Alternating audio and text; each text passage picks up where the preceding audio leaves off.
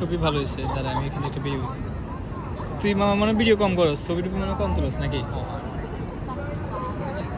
আমার 1 বছর আগে এরকম ছিল এখন অস্ট্রেলিয়া আগে দূরে একটা ছবি টবি না তুললে আরে না বেটা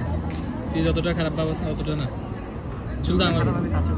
না না না না না না না সত্যি টুলি স্পিকিং চুল এত বড় হয় নাই তুই তোর তো কই চাই না বড় হয়েছে অনেক বড় দেখছ না সাইড থেকে কেমন হয়ে গেছে